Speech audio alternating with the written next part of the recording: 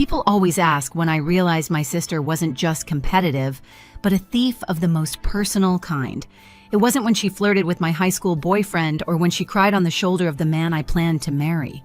It was the night I unlocked Cole's apartment and found her in his bed, smirking like she'd finally taken the last thing I had. Most people crumble in moments like that. I didn't. Something steadier moved through me, something I didn't recognize yet. Because that night, without knowing it, I'd already met the man who would end her life as she knew it. Growing up, people used to say my sister Diana and I were a study in contrasts.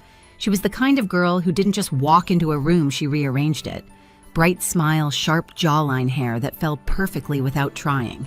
I was quieter, softer around the edges, more likely to tidy the table after dinner than command the conversation. Mom said we balanced each other. But balance isn't the word I would use. The first time I noticed something was off, we were in high school. I was dating Tyler, a sweet, slightly awkward boy who carried my books and blushed whenever I touched his hand. One afternoon, he came over so we could study for a biology test. We were halfway through flashcards when Diana drifted into the living room wearing her cheer hoodie, pretending she couldn't solve a simple equation. Tyler leaned in to help, and I watched something flicker across her face, an interest that had nothing to do with math. A week later, he stopped texting as often. A month later, they were just hanging out, which everyone at school knew was code for something else. Mom said I was being dramatic. Diana can't help being charming. She laughed like it was a compliment. By the time I started dating Caleb after graduation, I'd convinced myself the first situation was bad luck. But history repeated itself. At a family dinner, Caleb tried to tell a story about his new job, and Diana placed her hand on his arm like she'd known him for years. Mom noticed, of course, but instead of calling Diana out, she whispered to me in the kitchen, "Maybe stop bringing your boyfriends here. You know how easily she gets attached." The logic was so backward it made my teeth ache, but I stayed quiet. Staying quiet was something I'd mastered.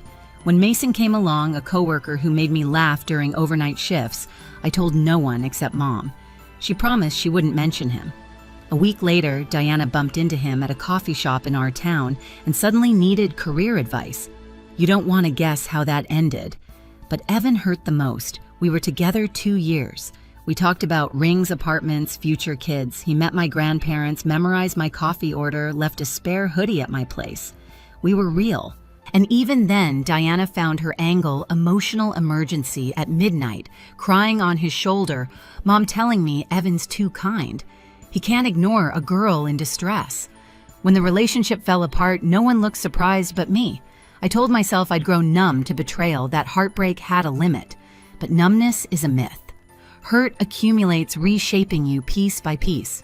Then came Cole, a man I didn't even introduce to my family for 8 months, because for once I wanted something untouched, unshared, unthreatened. He felt different, steady, real.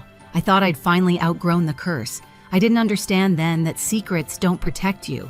They just delay the inevitable. I should have known peace doesn't last in my family. It took just one slip, one careless moment for everything to unravel. I was at a cousin's barbecue when May, who has never been able to whisper at an appropriate volume, leaned over the grill and said, "So how's that guy you're seeing? The one in Denver, the tall one." She said it casually, flipping a burger, not realizing she'd just handed Diana the coordinates to invade the last safe corner of my life. I felt my stomach drop. Diana's head snapped up from across the table, her eyes bright with curiosity. "Guy in Denver?" she asked, voice sugar sweet but sharp underneath. I forced a laugh, changed the subject, but the damage was done. Diana has never needed details, just a hint of something I valued was enough to ignite her hunt. I didn't sleep that night. I lay in bed replaying May's words, each one landing like a needle. Cole didn't post much online, but he existed. He had a job, a face, a name. And Diana was frighteningly skilled at finding what she wanted. If she could track down Mason with nothing but a coffee cup logo, she could find Cole with much less. For a few days, nothing happened. Cole and I went on dates in neighboring towns, grabbed cheap tacos after his shifts, watched late-night documentaries on his couch. But there was a tightness in my chest I couldn't shake, a constant scanning of shadows for signs of her. Then the small things started. Cole hesitated before answering my calls. He ended dates early, saying he was tired. His texts grew shorter. I told myself he was stressed with work, but deep down I recognized the pattern, the quiet drift, the emotional detour. One afternoon, I walked into a grocery store and froze. Diana stood in the produce aisle wearing an outfit she never wore in our town, too polished, too intentional. She wasn't holding a basket. She wasn't shopping. She was waiting. And when her phone lit up, she smiled at the screen in a way that made my skin go cold. I didn't confront her. I just walked out with my heart pounding and my throat dry.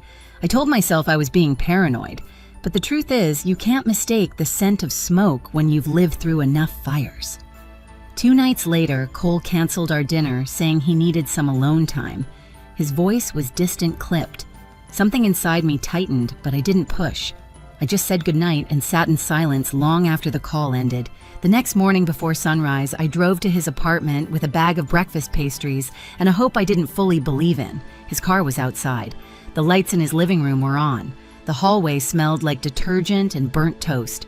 I unlocked the door quietly like I'd done dozens of times. And there she was, Diana in his bed, Cole beside her. Her hair spilled across his pillow like she owned the place. Her expression wasn't guilty, wasn't startled. It was triumphant, like this was the victory she'd been building toward her entire life. "I guess secrets aren't your thing," she said, voice lazy, satisfied. Cole didn't even look ashamed. Something fractured inside me, clean and final. That was the night my breaking point became my beginning. In the days after I found Diana in Cole's bed, the world around me felt muffled, like someone had stuffed cotton into my ears. I moved through my shifts mechanically, answering patients, charting vitals, pretending I wasn't replaying that bedroom scene on loop. People think heartbreak is loud, screaming, crying, throwing things. Mine was quiet, a slow freeze spreading under my skin. Mom called the next morning not to check on me, but to chastise. "You can't blame your sister for being magnetic," she said. "Maybe you should think about why your relationships keep slipping away." I held the phone to my ear and listened to my mother analyze my failures, as if she'd been waiting for the chance. I didn't argue. I didn't defend myself. Something inside me had gone still. A week later, on a cold afternoon, I walked into a small coffee shop after my shift, just to avoid going home. I ordered tea I didn't want and sat by the window staring at nothing. That's when a man at the next table asked if the seat across from me was taken. He was tall, sharply dressed, and carried himself like someone used to being listened to. He introduced himself as Victor Reyes. I told him my name, expecting nothing of the conversation, but he had a way of speaking that made people lean in, smooth, practiced, almost warm if you didn't look too closely. We talked casually about work, the weather, the city. I didn't volunteer anything personal, but when his phone buzzed and he said something about a business proposal meeting, something flickered inside me, an instinct not of attraction, but recognition. Diana would have noticed him from a mile away.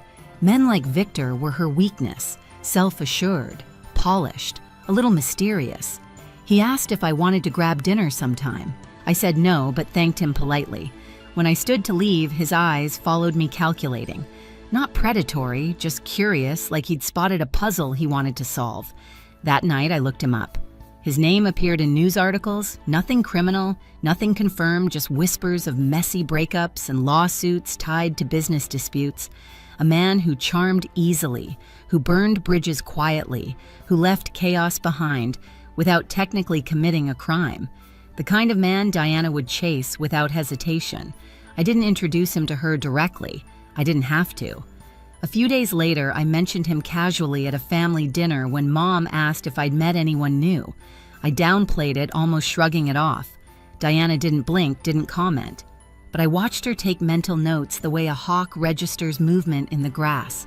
3 days later, she ran into him at a downtown coffee shop, the same one where I'd met him. By the following week, she was texting him nonstop. By the next, they were dating. And for the first time in my entire life, I didn't warn her. I didn't intervene. I didn't protect her from herself. I simply stepped out of the way. When Diana fell for Victor, she didn't fall gently. She plunged reckless, breathless, certain she'd discovered a man who finally matched her shine. Their first date turned into a weekend trip. By week 3, she was posting filtered photos of wine glasses and city skylines, always angled to hint at luxury without revealing the man beside her. She loved the performance more than the relationship itself, and Victor knew exactly how to feed that hunger. Within a month, she was practically living in his downtown apartment. She bragged about the skyline view, the marble counters, the elevator that needed a key card. "It feels like I'm finally with someone on my level," she told me during one of her rare calls she only made when she wanted someone to admire her. I listened, said very little, and kept my voice steady. Victor wasn't cruel at first. Men like him rarely are. He was attentive, generous in gestures, skilled at crafting an image. But underneath those polished layers was something colder, something I'd sensed even before Diana did. The first fracture came quietly. Diana called one night saying she was short on money for shared expenses at the apartment. "I'm investing in our future," she said breathlessly. "Victor says it's smart to combine finances early. It shows trust." She said it like she was reciting lines he fed her. A week later, she withdrew $30,000, her entire savings, to invest in a project Victor was spearheading. She explained it like she understood the details. She didn't. I knew what was coming, but I didn't say a word. Soon the tone of her calls shifted. She still boasted, but her voice trembled at the edges. She asked if breakouts on her skin could be caused by stress. If it was normal that Victor had the only key card. If it was healthy for him to check her messages for transparency. "He loves me," she insisted, but her voice cracked.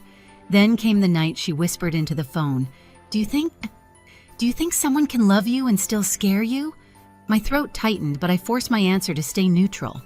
"What do you think?" She didn't respond. A few days later, the fear in her voice was clearer. Victor had asked her to sign a few papers related to their shared expenses, bills, authorizations, statements. She admitted she hadn't read everything. "It's normal," she said. "Couples do this all the time."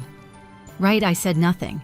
My silence wasn't punishment. It was finally giving her the space to face herself. Then everything caved in at once. It was early morning when my phone buzzed nonstop, first from Diana, then Mom, then from an unknown number.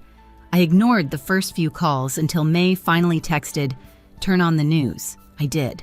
A headline scrolled across the bottom of the screen: "Investigation into financial misconduct leads to raid at downtown apartment." The building looked familiar even from the helicopter footage. Glass balconies, steel framing, police vehicles crowding the entrance. Reporters stood outside microphones pointed toward the chaos. By the time I reached the apartment, agents were still inside. The hallway was filled with clipped orders, rustling documents, nervous neighbors whispering. Diana sat against the wall with a blanket around her shoulders, shaking, not from cold, but from the sudden collapse of the world she'd built on illusion. When she looked up and saw me, her face contorted into something between relief and shame. "He used me," she whispered. He said I was helping him. I thought I was part of something important." She looked terrified, not of the agents, but of herself. An investigator approached, holding a folder thick with printed statements. "You signed these," he said gently. Multiple times. He wasn't accusing, he was informing her of the reality she'd walked straight into. "I didn't read them," Diana cried. "He told me they were routine." The agent nodded sympathetically but remained firm. "Not reading them doesn't erase liability." That sentence cracked something in her. A sob tore out of her chest, raw and unfiltered. Mom rushed in moments later, frantic hair messy, like she'd sprinted the entire way.